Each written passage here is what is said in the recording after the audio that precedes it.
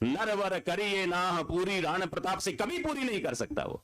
एक एक दोहे में देखिए गीत की पंक्तियां है। दुर्साढ़ा को और पृथ्वीराज राठौड़ को दो को कोट करता हूं। दो गीत उस समय में लिख करके महाराणा प्रताप के पास में भेजे गए। जब हम दूसरी कविताओं में कहीं इधर उधर पढ़ते हैं कि अकबर से महाराणा मिलने चले जाएंगे। दुर्साढ़ा लिखते हैं, आया दड़ सबड़ साम हूं आवे, और रंगियो रहे खतरवाट रतो, ओ नर नाह नमन न आवे, पत शाहन दरगाह पतो। जैसे ही कोई दल सामने दिखेगा सबल उसके सामने आएगा और अपनी तलवार को खत्रवट के रंग में रंग करके रखता है, दुश्मनों के खून से रक्तिम करके रखता है। वह कभी महाराणा प्रताप ओ नर नाह नमन न आवे, पत शाहन दरगाह पतो, ये बादशाह की दरगाह में कभी नमन करने नहीं आएगा। यही भाव पृथ्वीराज राठौड़ लिखते हैं। पृथ्वीराज जी राठौड़ कहते हैं, हे महाराणा, जनता क्या सोचती है हिंदुस्तान की आपके विषय में? उसके दरबार में जाना, अकबर के दरबार में जाना दूर की कौड़ी है। जनता तो यहां तक सोचती है, पातल जो पत शाह बोले मुख होता वयन, तो मिहिर पिछ मदिश माह उगे कासव रावउत। अर्थ समझें।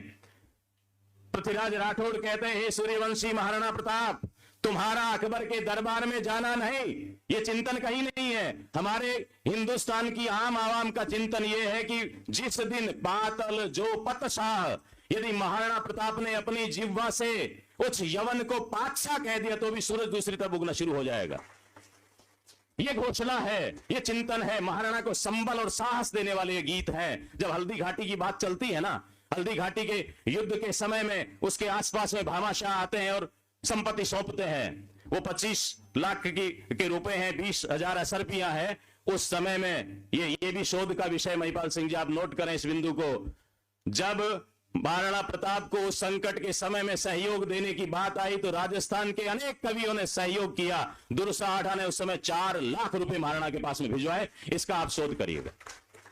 4 लाख रुपए दुर्साढ़ा ने भिजवाए। इसके गीत की साक्षी अमर सिंह को, जब महाराणा प्रताप दिवंगत हुए उसके पहले अमर सिंह जी से कहा, मेरे मन में 2 बातें हैं अमर सिंह, ध्यान रखना। पहला तो ये, कभी मुगलिया सल्तनत में मेवाड़ी पगड़ी नहीं झुकनी चाहिए, इस संकल्प को पार पटकना।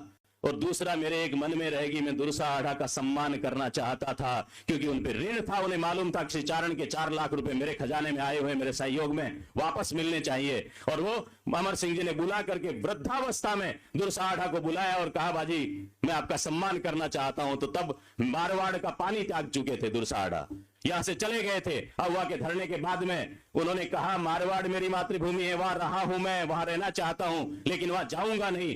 रायपुर या मेवाड़ और मारवाड़ के उस सीमा पर है, इसलिए मुझे